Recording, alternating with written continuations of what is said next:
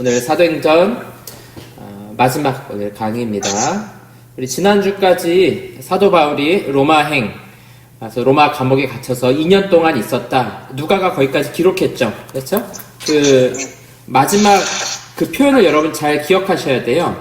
이태를 2년 동안 로마 감옥에 갇혀서 하나님 나라를 담대하게 전하잖아요. 그러면 그 2년 뒤에는 어떻게 됐는가? 그거는 기록하지 않았지만 우리가 디모데 전후서와 또 디도서 정황을 볼 때 풀려난 건 굉장히 확실해요. 풀려나서 또 다른 사역들을 하다가 이제 마지막에 잡혀서 네로 황제 때 죽게 되는데, 아마도 64년경에 네로 황제 좀 박해가 심하거든요. 그때 사람들을 많이 죽여요.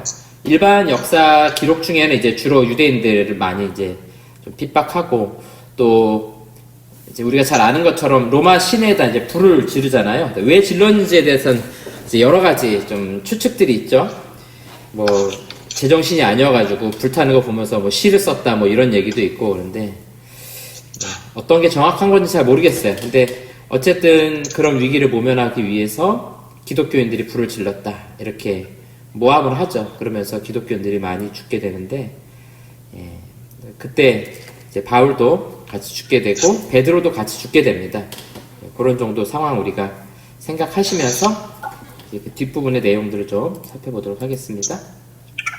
자, 이제 사도행전 그 이후에 대해서 좀 보도록 하죠. 자, 이제 요 그림이 바울이 이제 풀려나고 난 이후의 행적들에 대해서 그려놓은 지도 그림입니다. 어디서부터 보시면 되냐면, 여기 로마로부터 출발하는, 그래서 요 84번이라고 되어 있는 스페인 쪽 있죠? 여기서부터 이렇게 출발해서 돌아서 그레데, 밀레도, 골로세, 아시아로 해서 마게도냐에서 다시 로마까지 들어가는 이런 여정입니다. 요걸 오늘 우리 같이 살펴보도록 하겠어요.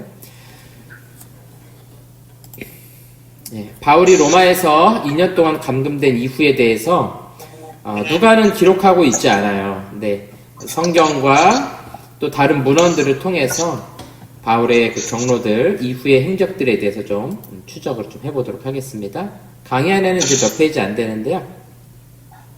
보시면 이거 성경은 아니에요. 제일 클레멘트서라는 그런 책인데, 바울이 동방과 서방에서 말씀 선포자로 사역했다. 그리고 그는 믿음 때문에 고상한 명성을 얻었다. 그는 온 세상을 향해 의를 가르쳤으며 통치자들 앞에서 증언하며 서방 세계의 맨 끝까지 갔다. 이렇게 말하고 있어요. 여기서 이제 우리가 주목할 건 뭐냐면, 서방 세계의 맨 끝까지 갔다. 요 글이에요. 요 앞에 거는 이제 우리가 다 아는 것들이고, 서방 세계의 맨 끝이니까 어디겠어요? 우리 요 지도에서 봤던, 스페인. 그쵸? 우리가 소위 서유럽이라고 부르는 지역이잖아요. 스페인까지 갔다. 이제 그 이야기를 하고 있는 겁니다. 그 다음에, 무라토리 정경. 이런 것들을 우리가 이제 성경으로 인정하는 글은 아니지만, 이제 고대 사회에 쓰여졌던 그런 글들이에요. 누가는 데오빌로 각하를 위해, 이거 누가복음하고 사도행전 서두에 항상 나오는 글이죠. 데오빌로 각하요, 데오빌로 각하 이렇게 표현하잖아요. 그래서 우리 서론에서 말씀드렸죠. 실제적인 어떤 인물의 이름일 수도 있고, 아니면은 하나님이 사랑하는 이라는 그런 뜻을 가진 일반 모든 신자들을 대상으로 하는 표현일 수도 있다.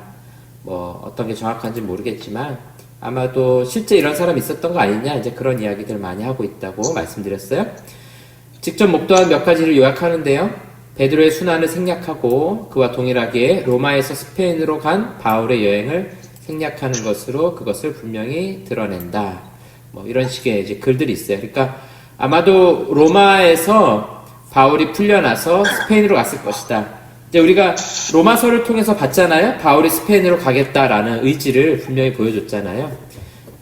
이런 상황들이 바울이 스페인에 갔을 것이라는 굉장히 강력한 그런 근거가 됩니다. 자, 그리고 나서 스페인에 복음을 전하고 자신이 사역했던 현장들을 좀 돌아본 것 같아요. 자, 이런 식으로 갔겠죠. 그래서 로마서 15장 28절에 보면, 그러면 내가 이 일을 마치고 이 열매를 그들에게 확증한 후에 너희에게로 들렸다가 로마에 갔다가 서바나로 가리라. 그래서 로마 가고 난 다음에 내가 스페인 가가지고 복음 전할 것이다. 이런 의지를 밝혔다고요. 그러니까 2년 있다 풀려났으니까 뭐 했을까 추측해 봤을 때 스페인으로 갔을 가능성이 굉장히 높은 겁니다. 그리고 나서 이제 그레데로 갔을 것 같아요. 물론 이제 이 스페인에서 더 넓은 지역에서 복음을 전했을 거예요. 그레데는 로마로 갈 때, 저 예루살렘에서 잡혀서 로마로 갈 때 그레데에 들리죠. 리항이라는 항구에 들렸다가 베닉스로 가려고 하다가 유라굴로를 만난 거잖아요. 그래서 디도를 그레데 담당 사역자로 남겨놓아요. 이건 디도서에 나오게 됩니다. 볼까요? 내가 너를 그레데에 남겨둔 이유는 남은 일을 정리하고 내가 명한 대로 각성의 장로를 세우게 하려 함이니. 그러니까 아마도 바울이 스페인에 들렀다가 그레데로 가서 거기서 그레데에 디도를 남겨놓고 여기서 장로들을 세워라. 장로들을 세운다는 것은 교회를 세운다는 이야기예요. 그래서 로마로 가는 중에 경유했던 섬이고 이제 교회를 세우도록 이런 표현도 하죠. 그레데인 중에 어떤 선지자가 말하되 그레데인들은 항상 거짓말쟁이며 악한 짐승이며 배만 위하는 게으름뱅이라. 이게 학교 다닐 때 국어책에 나왔던 기억이 지금도 납니다. 신학 공부하면서 깜짝 놀랐어요. 아, 이런 표현이 있었구나. 우리 역설과 모순 이런 설명할 때 국어책에 나왔던 표현인데 그레데 사람들의 특징이라는 거죠. 거짓말 잘하고 또 게으른 사람들. 이런 사람들에 대해서 잘 교육하고 또 지도할 그런 책임으로서 디도를 그레데 섬에 남겨둔 겁니다. 디도서 1장 13절에 보면 또 이런 표현도 해요. 이 증언이 참되도다. 그러므로 내가 그들을 엄히 꾸짖으라. 이는 그들로 하여금 믿음을 온전하게 하고 유대인의 허탄한 이야기와 진리를 배반하는 사람들의 명령을 따르지 않게 하려 함이라. 그러니까 이런 사람들에 대해서 꾸짖고 그레데에 있는 신자들, 성도들을 바르게 지도해야 될 책임을 디도에게 맡겨둔 겁니다. 그리고 나서 이제 아시아 지역과 에베소, 골로새 이런 지역들을 경유하게 된 것 같아요. 그래서 빌레몬서 우리 지난번에 했잖아요. 거기 빌레몬에게 이런 표현해요. 오직 너는 나를 위하여 숙소를 마련하라. 너희의 기도로 내가 너희에게 나아갈 수 있기를 바라노라. 그러니까 바울이 아마 자신이 풀려날 걸 좀 생각했던 것 같아요. 지난주에 말씀드린 것처럼 무죄 판결을 받았거나 아니면은 유대인들이 더 이상 고소하지 않아서 기각됐거나 둘 중에 하나거든요. 그러니까 그런 로마의 법들을 생각해 볼 때 아마도 풀려났을 가능성이 높고, 그러면 자기 계획대로 스페인에 복음을 전하고 그리고 기회가 된다면 가보지 못했던 교회, 골로새 교회잖아요. 내가 가지 않았지만 건강하게 세워진 교회, 라오디게아, 골로새 교회 이런 교회들에 한번 들려서 꼭 확인하고 또 말씀 전하고 싶은 마음이 있었던 것 같아요. 그래서 아마 그레데를 거친 다음에는 밀레도를 통해 가지고 골로새 교회를 방문했을 것 같습니다. 방문했던 것 같아요. 예. 이렇게 여러분 말씀드리고, 예. 그리고 나서 이제 에베소에 들려가지고 에베소에는 디모데라는 젊은 사역자, 우리 사도행전 했으니까 이제 기억나시죠? 루스트라 출신의 아버지는 헬라인이고 어머니는 유대인이었던 칭찬받는 제자, 자기가 돌맞았던 곳에서 있던 그 제자 디모데. 생각해보니까 그게 벌써 1차 선교 여행 때잖아요. 그러니까 디모데는 굉장히 오랫동안 바울하고 동역했던 것 같아요.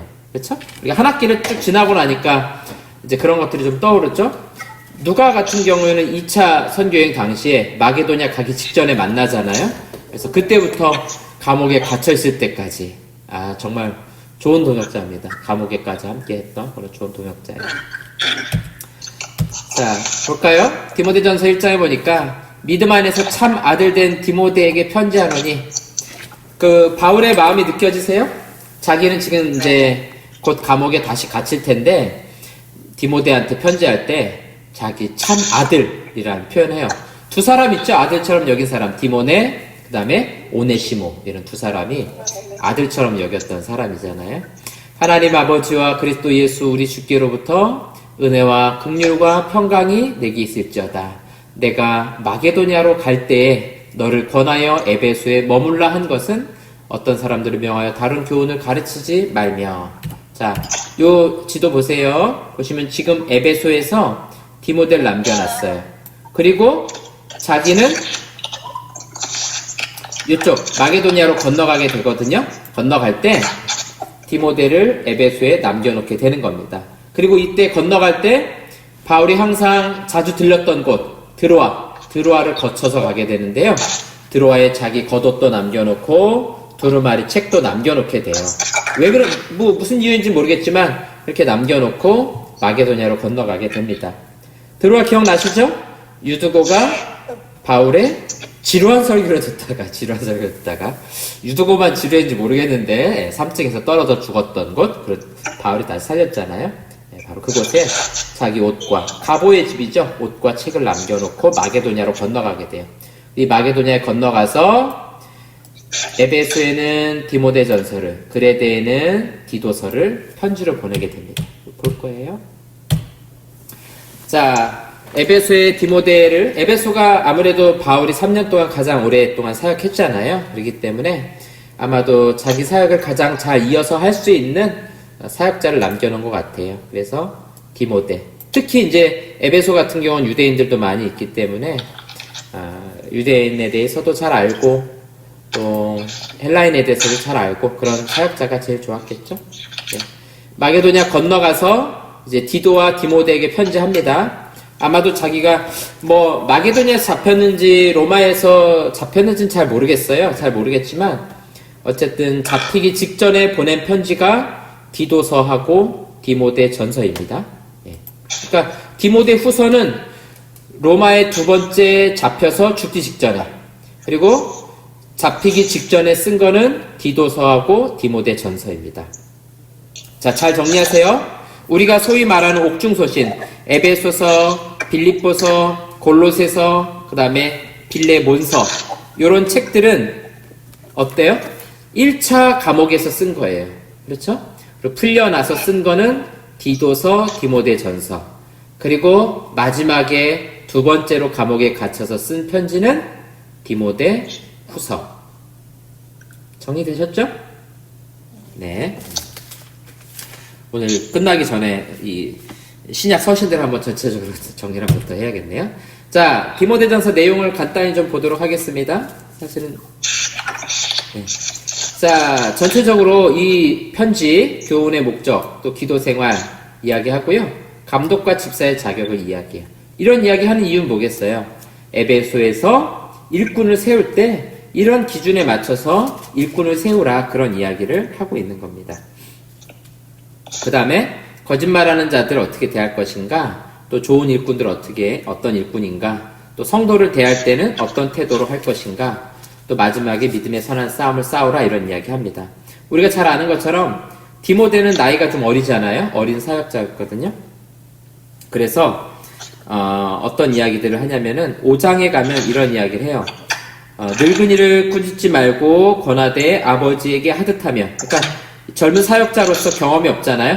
그러니까 나이 많은 성도들에 대할 때는 아버지에게 하듯하고, 젊은이에게는, 젊은 나이가 비슷하거나 어리거나 이런 성도들에게는 형제에게 하듯하고, 그 다음에 나이가 많은 여자분들에 대해서는 어떻게 하면 되겠어요? 어머니에게 하듯하고, 그다음에 젊은 여자분들에게는 온전히 깨끗함으로 자매에게 하듯하라.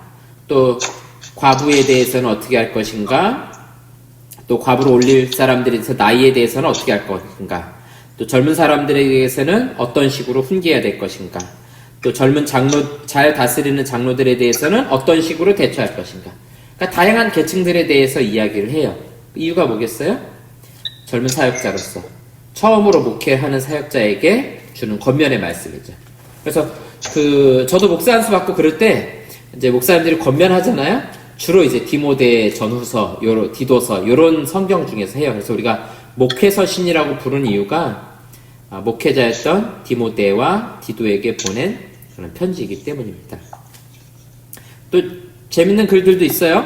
5장 22절에 보면 아무에게나 경솔히 안수하지 말고 다른 사람의 죄에 간섭하지 말며 내 자신을 지켜 정결하게 하라. 그러니까 안수라는 거는 장로와 집사 세우는 거잖아요. 그렇게 세울 때 함부로 세우지 말라는 거예요.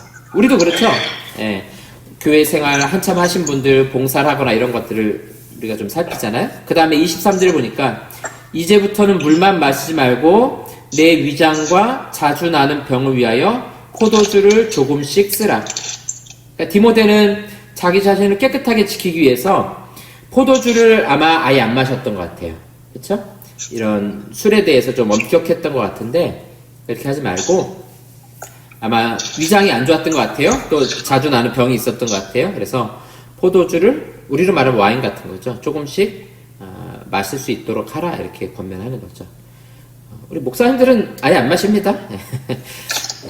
우리 성도들이 혹시라도 오해할까봐 또 덕을 세우기 위해서 아예 안 하거든요. 그런 방식이에요. 근데 만약에 예를 들어서 우리가 뭐 그런 규정은 없지만 마약이라든가 몸에 좋지 않은 이런 것들 안 하잖아요. 근데 만약에 병이 있으면 할 수도 있겠죠. 치료를 위해서라면 할 수 있는 것처럼 그런 식의 아주 개인적인 권면이에요. 이런 내용들이 디모데 전서에는 여러 가지 좀 많이 담겨 있습니다. 그래서 굉장히 재밌어요. 자, 그 다음에 디도, 그레데에 있는 디도한테는 이 디도를 그레데에 보낸 목적, 이유에 대해서 분명하게 말해요. 아까 우리 말씀드린 것처럼 각성의 장로들을 세우고 또 여기도 마찬가지로 감독은 이런 사람이 돼야 된다, 또 집사는 이런 사람이 돼야 된다는 얘기를 잠깐 하거든요. 왜 디모데 전서에 있는데 디도에서 또 있는가 이렇게 생각할 수 있는데 자연스러운 거죠. 왜냐면 에베소에 보낸 편지하고 그레데에 보낸 편지가 지금 다르잖아요. 그래서 조금 다른 내용이 있어요. 또 교훈에 합당한 말 할 수 있도록 신자들에게 권면하고요. 또 선한 일에 대해서 이야기하고 마지막 인사로 마무리를 하게 됩니다. 그래서 디도서에도 보면 그런 이야기를 디도서 2장 1절에 보면 늙은 남자로는 절제하며 경건하며 신중하며 믿음과 사랑과 인내함에 온전하게 하고 또 늙은 여자분들에 대해서 젊은 여자들에 대해서 어떻게 대할 것인가 또 젊은 남자들을 어떻게 대할 것인가 이런 이야기들을 쭉 하고 있어요. 그러니까 이건 목회자들만 봐서 도움되는 게 아니라 성도님들도 보시면 도움이 되는 거야. 나는 이렇게 대처하고 이렇게 생활해야겠구나 하는 유익을 우리에게 주고 있죠.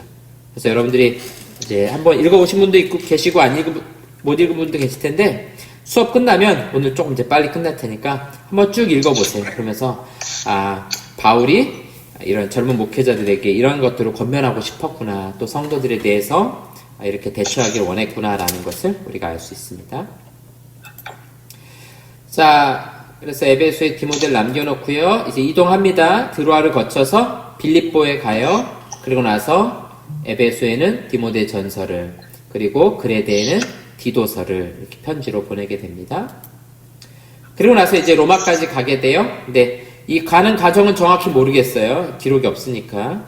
그래서 뭐 마게도니아에서 잡혔을 수도 있고 아니면 로마에 갔다가 잡혔을 수도 있는데 이제 제가 봤던 사도행전 후서라는 이제 좀 추측과 상상으로 쓴 이후의 이야기들에 보면 이제 로마로 들어갔다가 거기서 이제 신자들의 집에 있다가 잡히는 식으로 이야기를 하거든요. 정확히는 모르겠습니다. 어쨌든 로마에 두 번째 갇히게 된다는 거 그리고 이제는 풀려날 수 없고 순교할 수밖에 없는 상황. 이건 유대인들이 고발한 것 때문에 순교하는 게 아니에요. 이 네로 황제가 불을 내고 기독교를 박해하는 과정에서 바울이 순교한 겁니다. 그래서 이 죽기 전에 디모데에게 다시 한번 전하는 편지가 바로 디모데 후서입니다. 디모데 후서는 그래서 좀 비장합니다. 비장하고 좀 그 오랜 시간 사역을 하며 선교의 증인으로 살아갔던 한 사람의 그 마지막 안타까움과 그 촛불이 마지막 꺼져가기 전에 한번 확 타오르는 그런 느낌을 좀 느낄 수 있어요. 디모데후서 1장 2절에 보면 사랑하는 아들 디모데에게 편지하노니 바뀌었죠? 사랑하는 아들. 앞에서는 이제 그렇게까지는 표현 안 했었죠? 네, 믿음 안에서 참 아들 된 디모데 이렇게 했는데 사랑하는 아들 디모데 이렇게 이야기합니다. 좀 볼까요? 1장 3절을 보면 내가 밤낮 간구하는 가운데 쉬지 않고 너를 생각하여 청결한 양심으로 조상적부터 섬겨오는 하나님께 감사하고 4절에 내 눈물을 생각하여 너 보기를 원함은 내 기쁨이 가득하게 하려 함이니 되게 보고 싶은 거예요. 되게 보고 싶은 거. 그래서 이는 내 속에 거짓이 없는 믿음이 있음을 생각함이라. 이 믿음은 먼저 내 외조모 로이스와 내 어머니 유니게에게 있더니 내 속에도 있는 줄을 확신하노라. 그러므로 내가 나의 안수함으로 내 속에 있는 하나님의 은사를 다시 부를 듯 하게 하기 위하여 너를 생각하게 하노니 하나님이 우리에게 주신 것은 두려워하는 마음이 아니요 오직 능력과 사랑과 절제하는 마음이니. 이렇게 하면서 쭉 복음과 함께 고난받는 우리 그리스도인 또 사역자들의 삶에 대해서 이야기하면서 너는 좋은 병사로 또 인정받는 일꾼으로 세워지기를 이렇게 권면하고 있습니다. 여기 보시면 2장에 보면 이런 이야기 하죠. 너는 그리스도 예수의 좋은 병사로 나와 함께 고난을 받으라. 병사로 복무하는 자는 자기 생활에 얽매이는 자가 하나도 없나니 이는 병사로 모집한 자를 기쁘게 하려 함이라. 그러니까 이제 디모데가 앞으로 이제 사역자로 살아가야 되는데 자신처럼 그런 고난 받게 될 것, 또 그럴 때 군 복무하는 사람이 자기 생활하지 않는 것처럼 너도 너를 부르신 그 하나님이 기뻐하시는 그런 삶을 살라, 이런 이야기를 또 하고 있습니다. 그 다음에 좀 뒤에 넘어가면요, 자기 하고 싶은 얘기도 해요.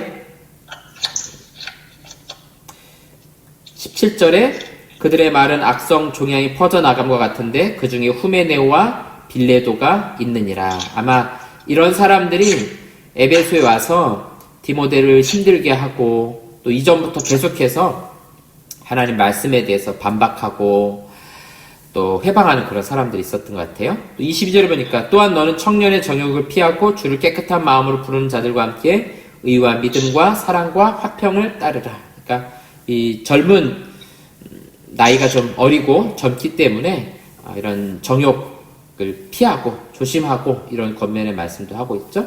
그래서 이제 4장에 넘어가게 되면은 이제 여러 자신과 함께 했던 사역자들에 대한 이야기를 하게 됩니다. 그래서 마지막 가르침과 그다음에 이제 사사로운 아주 개인적인 그런 부탁의 말도 하고요. 마무리 인사를 하고 디모데 후서를 마무리하게 됩니다. 볼까요? 이제 가장 비장함으로 넘어가 볼까요?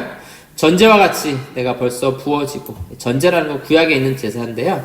이렇게 물처럼 부어서 드리는 그런 제사예요. 그래서 자기 생명이 마치 물을 부어서 싹 쏟아 없애듯이 자기 생명이 완전히 다 쏟아서 하나님께 이제 드려졌다, 이런 표현이죠. 나의 떠날 시각이 가까웠도다. 예. 나는 선한 싸움을 싸우고 나의 달려갈 길을 마치고 믿음을 지켰으니 이제 후로는 나를 위하여 의의 면리관이 예비되었으므로 주 곧 의로우신 재판장이 그날에 내게 주실 것이며 내게만 아니라 주에 나타나시며 사모하는 모든 자에게도니라. 그러니까 이 말 속에 이제 자기의 죽음을 생각하고 있는 것이죠. 재판을 이미 받았는지 어떻게 됐는지는 정확히 모르겠어요. 근데 이때 기독교인 죽일 때는 공정한 재판이 없어요. 그냥 막 죽이는 그런 네로 황제 시대였기 때문에 그래서 자기의 죽을 것을 알고 있었고요. 이게 이제 8절까지 이렇게 되고 9절 보면 너는 어서 속히 내게로 오라 이러면서 아주 개인적인 부탁을 하기 시작을 합니다. 보고 싶다는 거예요. 자, 대마라는 사람은 세상을 사랑하여 나를 버리고 데살로니가로 갔고, 아주 자기 감정을 이야기하죠. 이제 복음의 자리에서 떠난 사람이라는 거예요. 대마, 이 세상 사랑해서 떠나갔고요. 그 다음에 그레스게는 갈라디아로, 이제 이 사람은 세상을 사랑해서 갔다기보다는 어떤 사역의 현장으로 간 겁니다. 그 다음에 디도는 아까 그레데에 있었던 디도 있죠? 달마디아, 여기가 이제 유고슬라비아 지역인데 달마디아로 갔고, 그 다음에 누가만 나와 함께 있느니라. 그러니까 누가는 바울이 죽을 때까지 그 곁에 같이 있었던 사람인 것 같아요. 아마도 자기가 의사고 그러니까 어떠한 순간에도 바울을 계속해서 따라간 것 같아요. 그 다음에 두기고는 에베소로 보내었노라. 우리 지난주에도 보면 두기고가 에베소서하고 골로새서 들고 이제 에베소하고 골로새로 갔잖아요. 그리고 나서 아마 바울이 그냥 에베소에 함께 사역하도록 보낸 것 같아요. 그 다음에 올 때 마가를 데리고 오라. 마가가 어디 있는지 잘 모르겠어요. 추정컨대 아마 로마 어딘가에 있는 것 같아요. 아마 베드로하고 같이 좀 있지 않았을까 생각이 드는데요. 좀 함께 오라고 이야기를 하고 있습니다. 함께 와서 하고 싶은 얘기 많았겠죠. 1차 선교행 때 너 떠나가서 내가 그때 진짜 화가 났다. 그래서 2차 선교행 할 때 내가 그것 때문에 바나바하고 싸웠다. 뭐 이런 옛날 얘기 하고 싶지 않겠습니까? 우리도 명절 때 모이면 그런 얘기 하잖아요. 아, 사진 보면서 이때 너 막 사고 쳐서 내가 이렇게 해줬는데 그런 얘기. 네. 이런 바울의 아주 사사로운 감정을 이런 글을 통해서 우리가 좀 느낄 수 있어요. 그 다음에 드로아, 이제 에베소에서 올 때 드로아 거쳐서 오잖아요. 가보라는 사람의 집에 둔 겉옷, 내가 거기다 겉옷 맡겨놨는데 그거 가지고 오고, 책은 특별히 가죽 종이에 쓴 것을 가져오라, 이런 부탁을 합니다. 이 책은 아마 성경이었을 가능성이 높은데요. 정확히 모르겠습니다. 어떤 건지 모르겠는데, 이런 아주 개인적인 그런 부탁을 해요. 그러면서 이제 마지막 4장 21절에 보면, 너는 겨울 전에 어서 오라.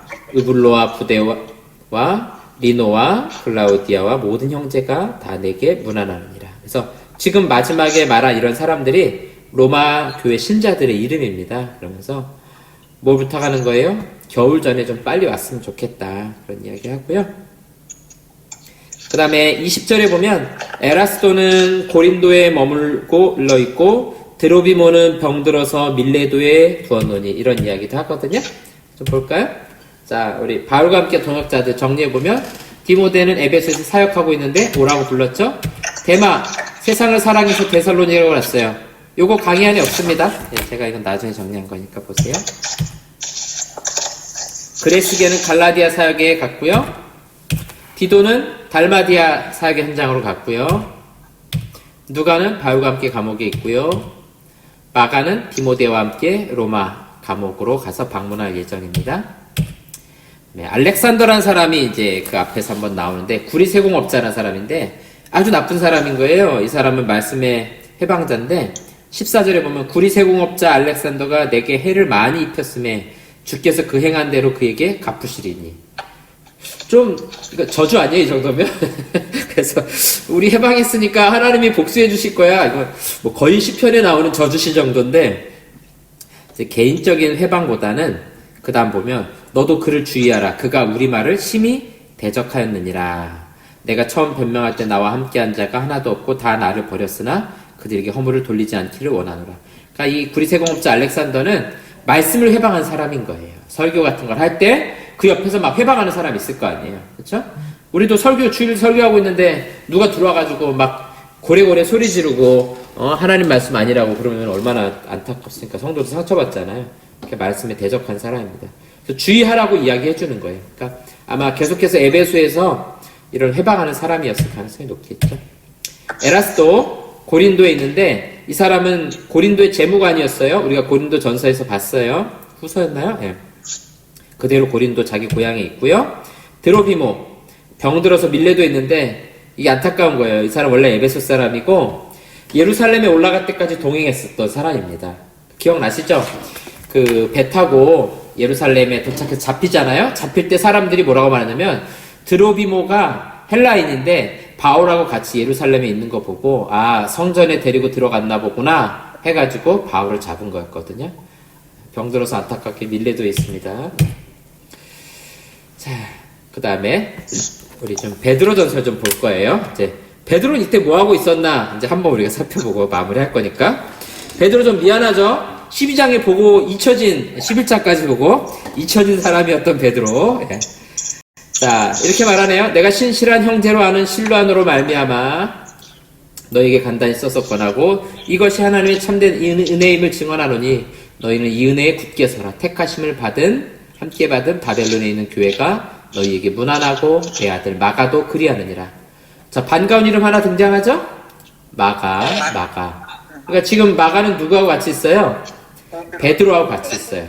그리고 여기 바벨론에 있는 교회, 이 표현이 좀 뭔지 정확하진 않지만 뭐 거의 로마에 있는 교회를 말해요. 왜냐면 바벨론에 있다. 이건 이제 이스라엘, 유다가 바벨론의 포로로 끌려가잖아요. 그런 것처럼 지금 로마에 있는 교회들이 로마 제국과 황제로부터 굉장히 핍박과 고난당하거든요.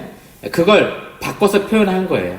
만약에 로마에 있는 교회다 이렇게 말하면 로마 정부에서나 군인들이 봤을 때 그러지 않아도 기독교인들 잡으려고 하는데, 아, 로마에 지금 베드로가 지금 숨어 있구나 라는 걸 알 수 있잖아요. 근데 이렇게 써놓으면 우리 기독교인들은 알지만 기독교인 아닌 사람들은 어때요?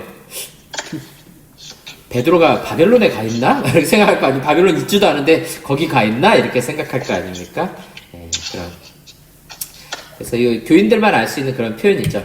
아마도 이 실루아노가 신라가 아닐까 이렇게 좀 추측을 해볼 수 있어요. 그래서 지금 신라 이름이 등장 더 이상 안 하잖아요. 그래서 아마 바울이 감옥에 갇혀 있고 베드로는 그 로마에서 지도자로 또 신라라든가 마가라든가 이런 사역자들과 함께 사역하고 있는 것 같아요.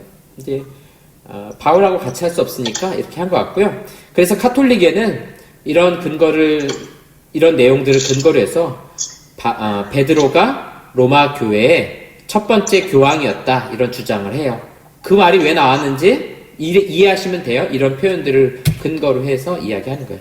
그래서 여기서 베드로가 마가를 내 아들이다 이렇게 부르고 있죠. 굉장히 가깝게 있었던 것 같아요. 그러면서 이 마가복음을 볼 때 마가가 예수님 알지 못했는데 어떻게 예수님의 행적에 대해서 썼을까? 베드로에게서부터 들었다라는 것을 상당히 추측으로 알 수 있어요. 베드로 특성상 말을 길게 자세히 쓰지 않았을 것이고 굉장히 빠르게 그런 움직임들 또 그 안에 있는 여러 가지 내용들을 보면 마가가 베드로로부터 들었던 내용을 전달했다는 걸 알 수가 있어요. 자, 그래서 고난받고 있는 로마 교회와 또 소아시아 등지의 교회들에게 박해를 믿음으로 잘 인내하고 이겨낼 수 있도록 격려하는 편지가 바로 베드로 전후서입니다. 네, 베드로 전후서.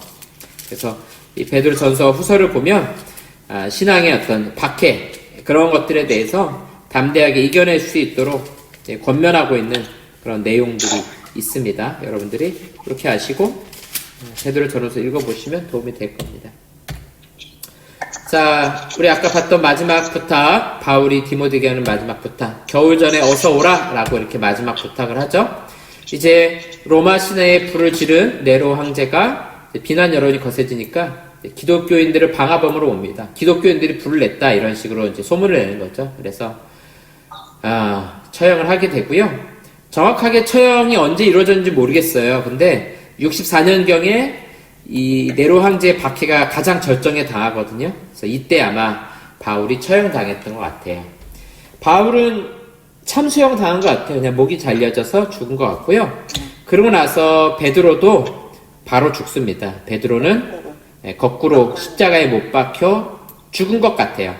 성경이 그렇게 기록 안 하니까 정확하게 모르지만 그 당시 어떤 기록들이나 문헌들에 의하면 뭐 어떤 사람은 뭐 베드로가 자기가 거꾸로 달려 죽겠다 그랬는데 뭐 죄인이 어떻게 달리겠다 선택의 여지가 없어요. 그냥 군인들이 그렇게 해버리면 그냥 끝이거든요, 보통. 그러니까 거꾸로 달아나서 굉장히 빨리 죽었다 그래요. 피가 거꾸로 쏠리잖아요. 뭐 이거 고통 말로 못합니다. 머리로 그냥 피가 쏠리기 때문에 빨리 죽었다고 그렇게 이야기를 합니다. 자, 이제 사도들의 죽음의 이야기들 이제 남겨진 어떤 문헌들에 의해서 정리한 내용이니까 한번 볼까요? 여기 보시면 뒤에 가능성 있죠? 가능성의 숫자가 낮을수록 이렇게 1일수록 아주 확실한 겁니다. 우리가 제일 잘 아는 세베대 아들 야고본 42년에 예루살렘에서 죽죠? 우리 12장에서 봤었죠?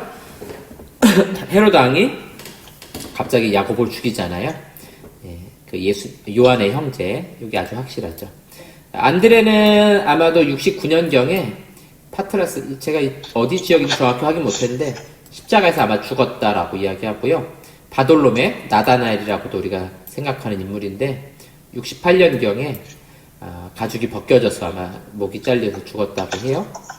작은 야고보는 좀 정확하지 않지만 아마도 예루살렘에서 돌에 맞아 죽지 않았을까 하는 거고요. 우리가 잘 아는 사도 요한복음을 썼던 우리 요즘 살펴보고 있는 사도 요한, 우리 지난주도 목사님 설교 때 들었죠? 나이가 많은데도 불구하고 사랑하라 이런 말씀 계속 전했다 그러죠? 아마 마지막에 에베소에 있었던 것 같고요. 거의 100년경까지 살았던 것 같아요. 자연사. 그냥 나이 많아서 죽습니다. 그러니까 이 야고보와 요한이 형제잖아요. 근데 한 사람은 되게 빨리 죽고 한 사람은 굉장히 나이 많아서 죽고. 가룟 유다 우리가 잘 아는 것처럼 예수님 잡히고 나서 바로 자기가 죽죠. 다데오는 좀 너무 좀 추상적이긴 한데 아마 페르시아에서 죽지 않았을까 이렇게 추정해 보고요. 베드로 볼까요? 베드로는 좀 확실하죠. 64년경에 바울이 죽고 나서 거의 곧바로 십자가에 못 박혀서 죽게 됩니다. 사도 빌립은 아마 히에라볼리에서 66년경에 죽은 것 같고요. 바울은 뭐 우리가 지금 봤으니까. 그리고 이제 제일 좀 신비한 인물이 도마예요, 도마. 도마는 도마복음이라는 책도 있잖아요. 그 도울 김용옥이 맨날이 아니라 잘 인용하고 그러는데, 페르시아를 거쳐서 동쪽 인도까지 갔다라고 좀 여러 가지 기록들이 있어요. 그래서 72년경에 인도에서 창에 찔려 죽었다, 이런 이야기들이 있습니다. 그래서 이 인도의 어떤 공주가 김수로 왕의 부인이었던가요? 그렇죠? 네, 그런 이야기가 있잖아요. 네, 정확하지 않네. 네.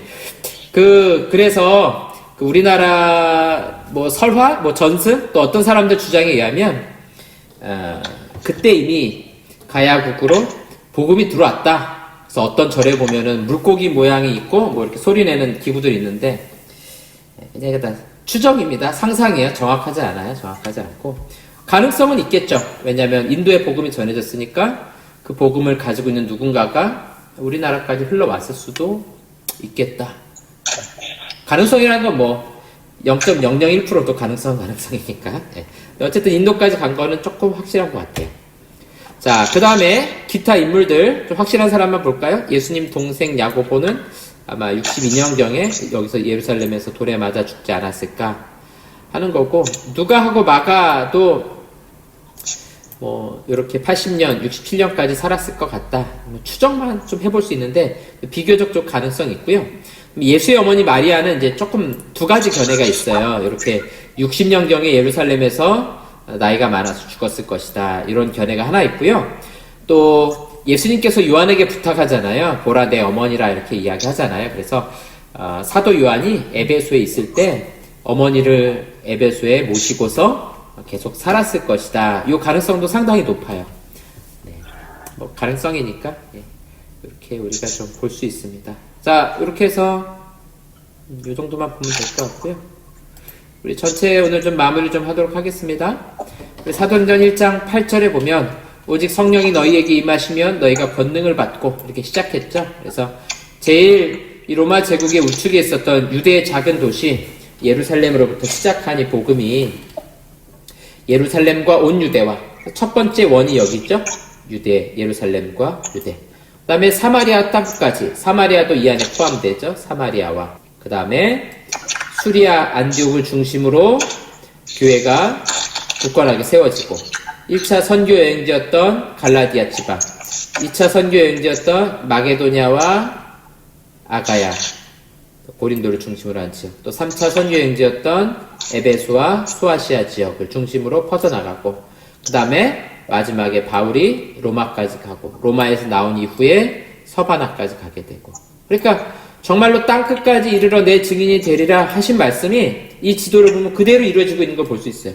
로마 제국 전역에 복음이 이렇게 전파되고 있다라는 거 우리가 알 수 있습니다. 우리 지도에 보는 것처럼 사도행전 1장의 말씀이 어떻게 성취되고 또 이루어졌는지에 대해서 우리가 전체 12번의 강의를 통해서 같이 좀 살펴볼 수 있었습니다. 그러니까 하나님의 말씀이 이렇게 하나도 헛되이 떨어지거나 사라지는 건 없어요. 하나님 말씀은 반드시 선포하신 말씀 그대로 이루어지는 걸 좀 볼 수가 있었습니다. 그래서 오순절 성령 강림으로부터 시작해서 사도들이 복음을 증거하고, 또 이런 성령의 사역이 이루어지고, 근데 보면 이런 사역들이 지구 전체로 바라볼 때는 사실 굉장히 좁은 지역이라고 할 수 있어요. 그렇죠? 그래서 이런 사도들의 사역이 사도행전 28장에서 끝나지만 이제 그 이후의 이야기는 바로 우리의 손에 남겨진 사명인 겁니다. 그래서 우리 각자가 이런 증인의 삶이라는 사명을 받은 것이나 마찬가지예요.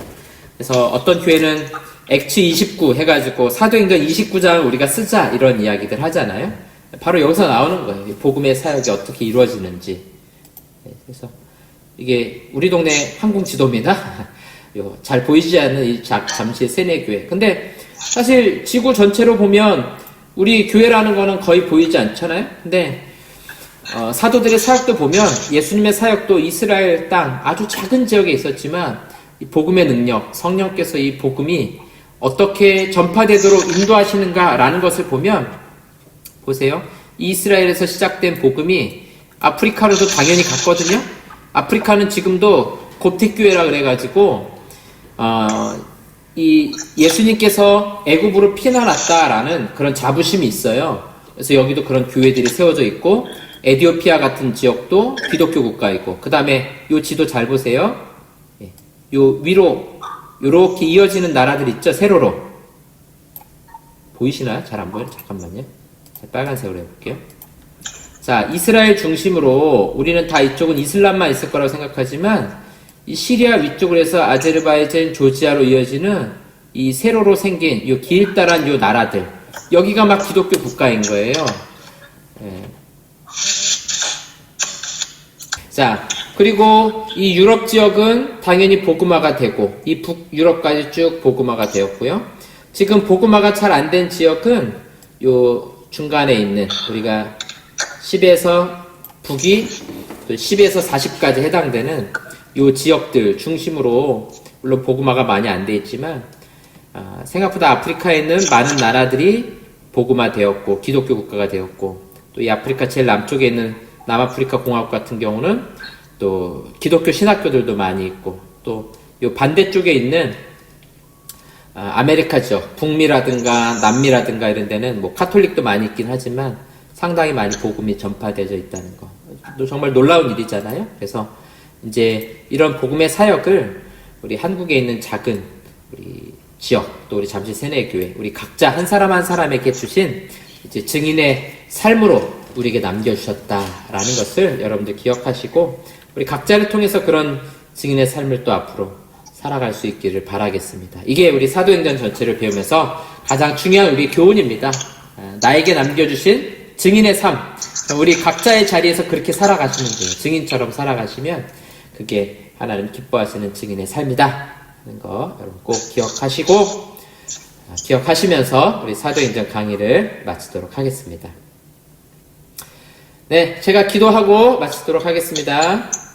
하나님 아버지 감사합니다. 우리 한 학기 동안 사도행전 1장에서부터 28장까지 또 그 이후의 이야기에 대해서 함께 살펴보게 하시니 감사합니다. 작은 곳에서 시작했던 복음이 제국 전체를 변화시켰던 것처럼 오늘 이 시대를 살아가는 우리 한 사람 한 사람이 증인의 삶을 살아갈 수 있도록 도와주셔서 나를 통하여 우리 가정과 우리 나와 만나는 사람들, 또 직장과 사업장과 또 우리를 통하여, 우리 교회를 통하여서 온 세계가 복음으로 물들 수 있도록, 우리 한 사람 한 사람을 증인의 삶을 살아갈 수 있도록 하나님께서 인도하여 주시옵소서. 우리 한 학기 동안 주신 말씀과 또 은혜를 기억하며 살아갈 수 있는 우리 사랑하는 성도님들 될 수 있도록 인도해 주시옵소서. 예수님의 이름으로 기도합니다. 아멘.